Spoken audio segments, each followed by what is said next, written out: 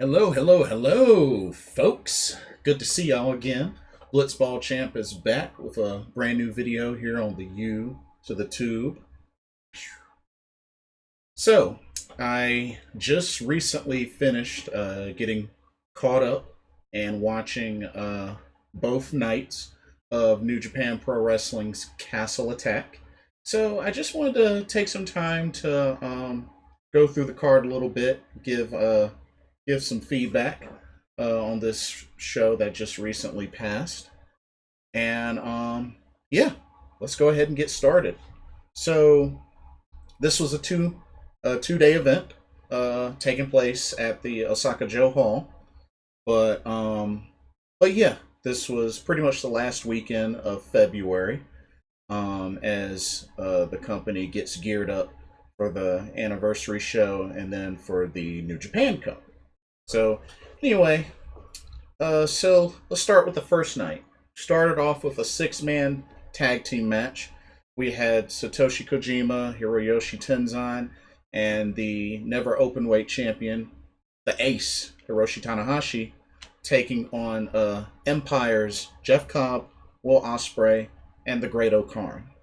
I mean, typical way to start off a big event like this with, 6-man or more tag team action. So, this was no surprise, and it didn't disappoint.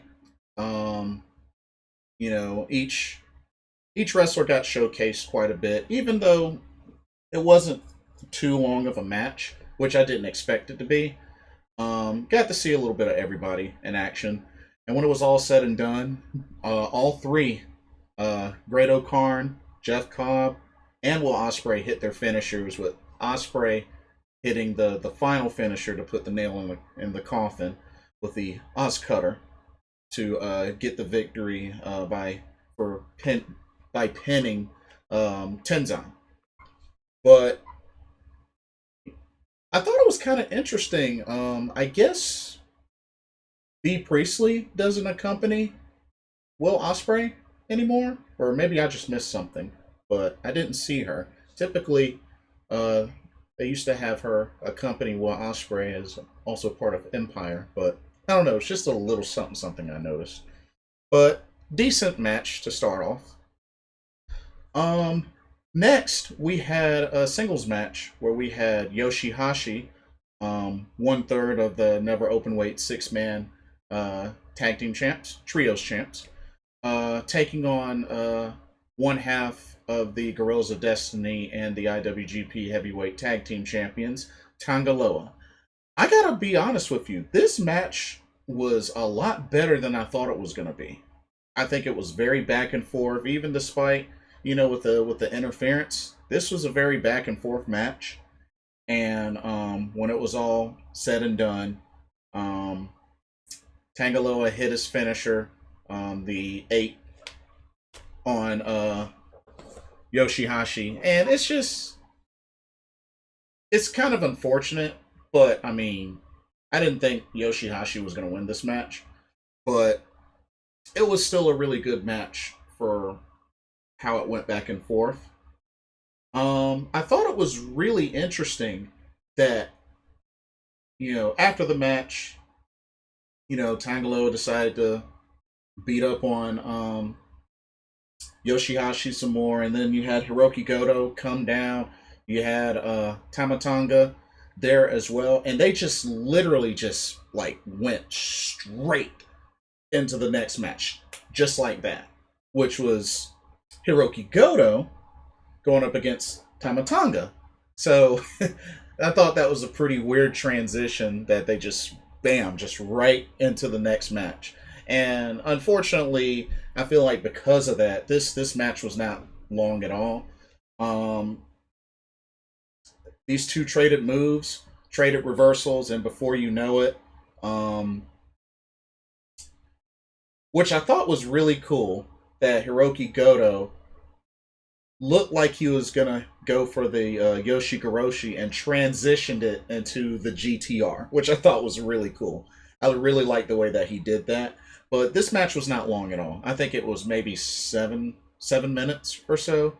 So definitely shorter than usual. I mean, you would think a match of that length in New Japan Pro Wrestling would usually be one of Toru Yano's matches, but yeah, this was a really short match. But Hiroki Goto got the GTR transitioning from a Yoshihashi on Tamatanga and got the victory.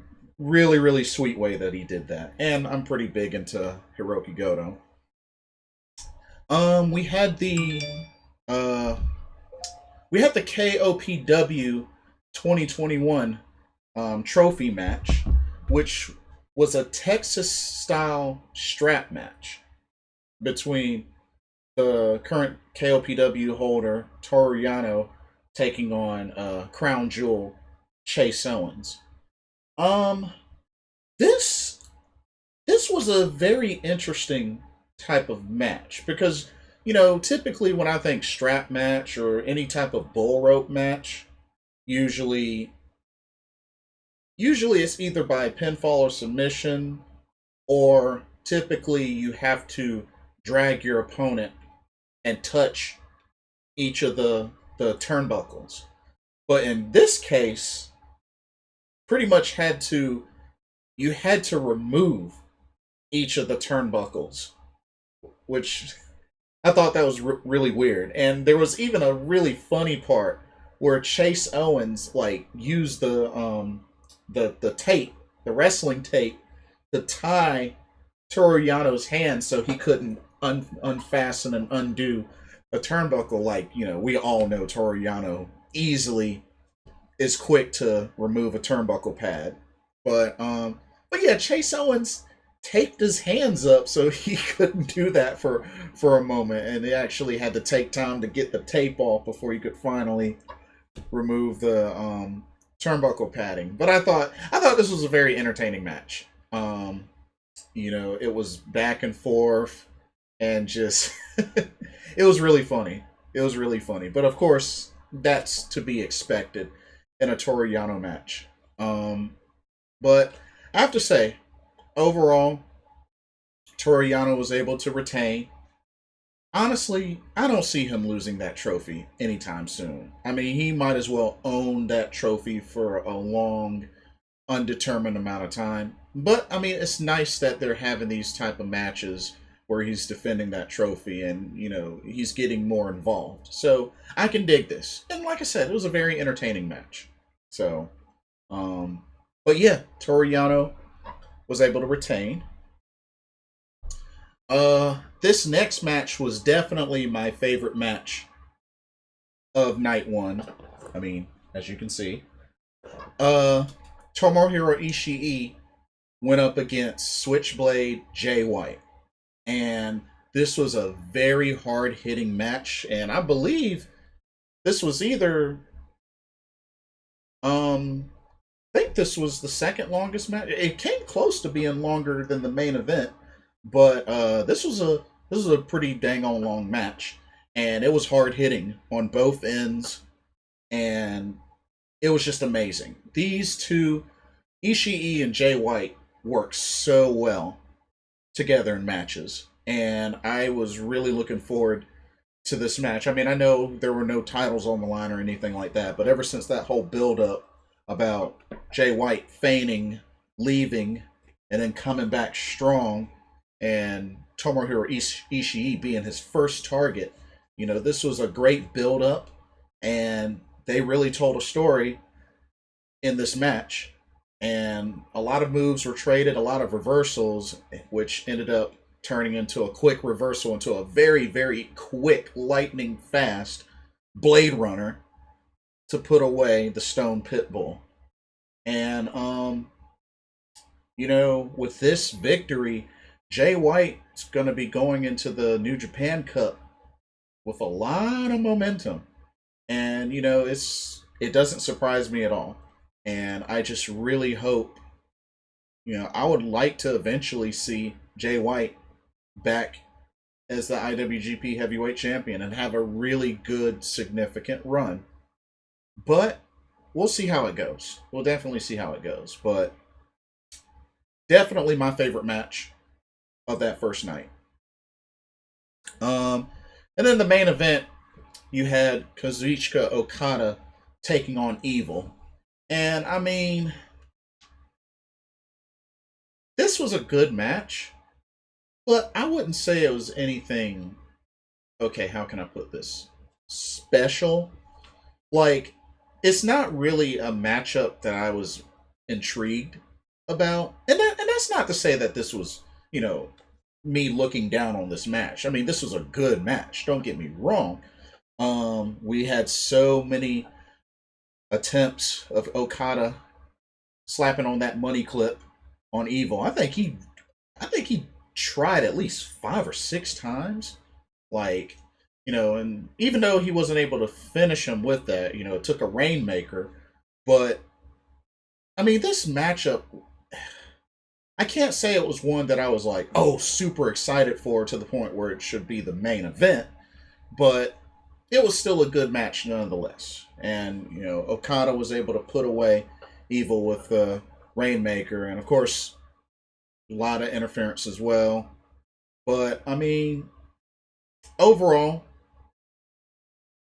night one was pretty good. There weren't much for titles on the line other than the KOPW trophy. So this was a pretty simple night one of Castle Attack. I think the whole idea was just enjoy some really good wrestling and just showcasing everybody as best as possible as it builds up to night two. But I definitely I definitely think night one was good. Good wrestling matches. The strap match was entertaining. Tomohiro Ishii versus Jay White was awesome. That was my favorite match of the night. So, I mean, not bad for the first night. Not bad. Not bad for the first night. And then night two, we started off with a tag team match. Satoshi Kojima and Hiroshi Tenzin going up against Jeff Cobb and Will Osprey. Now, here's what I thought was very interesting about this. I thought that Hiroshi Tenzin was supposed to be banned from using the Mongolian chop. And what does he do in this match? After taking a bunch of Mongolian chops from Jeff Cobb and Will Osprey, he just was like, flat out, screw it. I'm going to use a Mongolian chop. And he did multiple times. The match wasn't stopped. He wasn't DQ'd or anything like that. So it just, honestly, I feel like it kind of destroyed the whole hype behind the original match where the Great Okarn went up against Hiroshi Tenzin, where that move was supposed to be banned if Tenzin lost, which he lost. So I mean, yeah. So it just really depletes the effects of that, just with him using that move and using that move in this match and not getting like DQ'd, or I doubt he'll be fined or anything for it. But they ended up winning the match anyway. Satoshi Kojima ended up hitting the lariat on Jeff Cobb to get the victory. But I just thought it was, I thought that stood out the most in that match. He broke the ban and used the Mongolian chop. So, but hey, I mean, didn't get DQ'd for it. So I mean, I guess whatever. That's all I can really say is whatever. But then we had a 6-man tag team match where Okada, Tomohiro Ishii, and Toriano went up against Chase Owens, Switchblade Jay White, and Evil. Um, this was an alright match. This one wasn't too long at all. Before it was all said and done, Okada locked in the money clip on Chase Owens, and Chase Owens ended up tapping out. But I mean, this this wasn't a crazy match, to be honest with you. I mean, I don't think it would have made a bit of difference if this match didn't even take place or wasn't even on the card. But I mean, that's just my opinion. You know, I didn't see anything special from it. But 6-man tag. What can you say? Um Next up, we had the IWGP Heavyweight Tag Team Championship match where the Guerrillas of Destiny defended against Yoshihashi and Hiroki Goto. Um, this this was definitely a pretty good match. I know that Guerrillas of Destiny did end up retaining, but I really hope to see more of Yoshihashi and Hiroki Goto as a tag team. You know, I usually talk so much about how dominant of a tag team Ishii and Goto are together, but Yoshihashi and Goto is actually a nice combination. More and more that I see this team compete, definitely becoming more and more of a fan of these two paired up together. So I really hope we get to see more of that. You know, maybe come time for World Tag League that they may get paired together. So we'll see what happens. But this was a good match. There was a lot of taunting against Yoshihashi. I mean, even in the first match where Tangaloa and Yoshihashi went at it in a singles, so that wasn't a surprise to see more of that in this second night. But yeah, overall, um, Hiroki Goto took a kendo stick to the back from Jado, right into the gun stun from Tamatanga, and got the 1-2-3. So yeah, Guerrillas of Destiny, still your IWGP Heavyweight Tag Team champs. Next up, we had the Never Openweight Championship match where the Ace, the champ, Hiroshi Tanahashi, defended against the Great O-Khan. I gotta be honest with y'all. This was definitely um this was definitely the sleeper match. I thought this match was a lot better than I thought it was gonna be. Like, this delivered on so many levels. Um Great O-Khan and Hiroshi Tanahashi, these two brought it. Heavy hitting, hard hitting. These two work really well together. Um, and I have to say, Tanahashi looked sweet in this match. And you know, I've gotten a chance to see both of these wrestlers live before, and I have to say, this was a solid never open weight championship match. You know, I really felt like this was one of those matchups that might not sound intriguing on paper, but I mean, it delivered. It delivered. So I got to give it credit where credit's due. And you know, Tanahashi, you know, did get the victory, but this match really surprised me, and it turned out to be a lot better than I thought it would. Turned out a lot better than I thought. So, got to give it up for this match. You know, I know it wasn't the main event.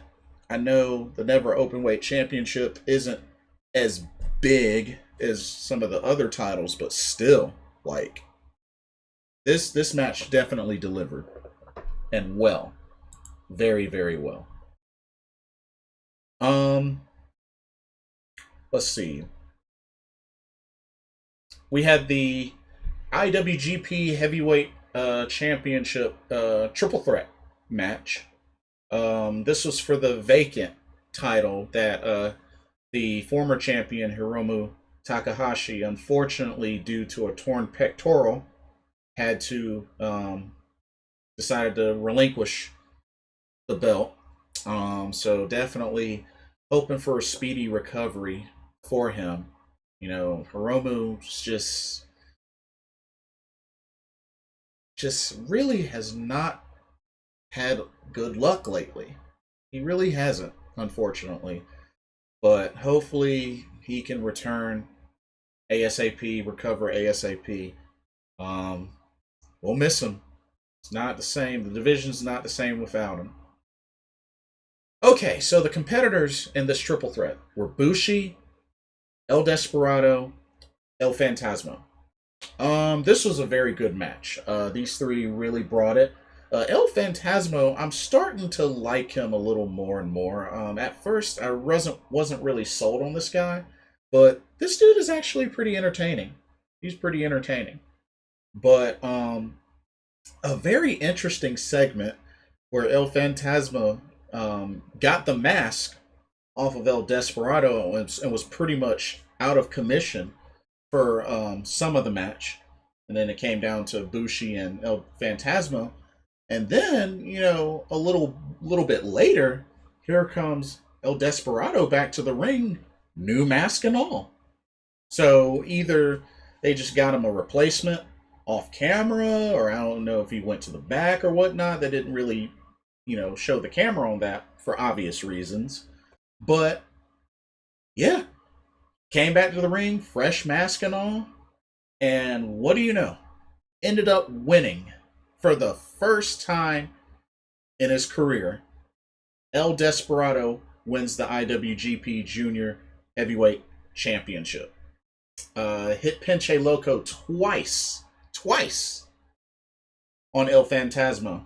But yeah, this I actually am for. I'm all for this because this is somebody new. You get a chance to build this guy up, who's been a tag team champion multiple times, but now you got him singles title. I'm really curious to see how well they'll push El Desperado as the IWGP Junior Heavyweight Champion. I'm curious. So, congrats to him, and I hope he has a decent title run. To be honest with you, I hope he has a decent title run. And then the main event, we had the IWGP Intercontinental Championship on the line. Not both titles, thankfully. Where Kota Ibushi, the double champ, defended against Tetsuya Naito. Of course, these two always tear the roof off the place when they face each other. So this was nothing new. But it was a great match, as expected. I tell you, it feels like that there are times where these two will just go all out and just flat out destroy each other. It really makes me wonder how the heck sometimes they're able to come out of these matches still able to move forward, because a lot of the times these two have faced each other, you would think somebody got really, really hurt. But yeah, overall, this was a great match as expected. Kota Ibushi hit a Kamigoye from the back, from the front, all over. But was able to get the pin and retain. And interesting segment after the match. El Desperado came down to congratulate him and cut a promo.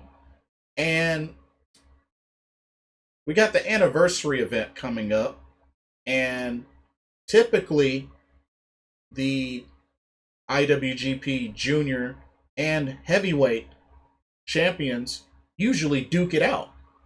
And it looks like this is going to happen, but apparently El Desperado wants both titles to be on the line. And I'm just deep down, and then you already got talks about them unifying the IWGP Intercontinental title and the IWGP Heavyweight title. I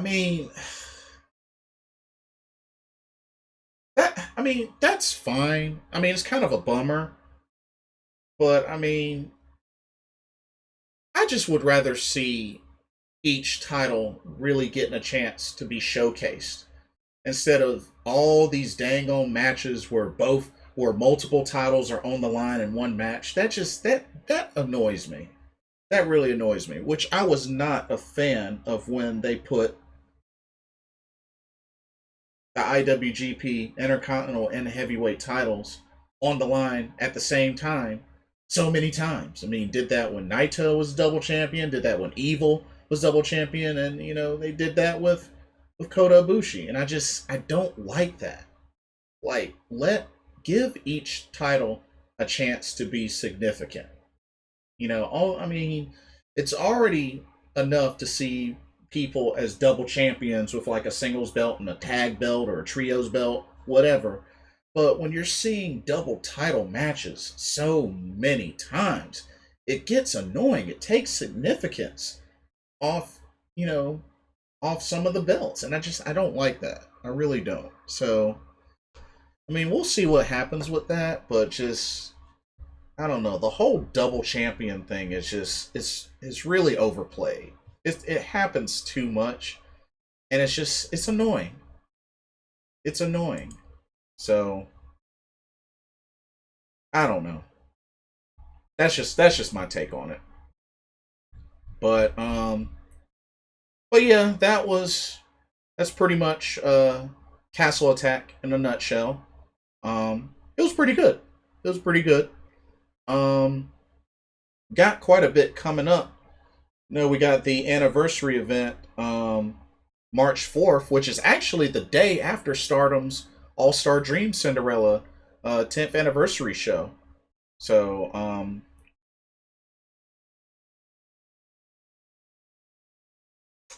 this week's going to be busy for Bushi Road.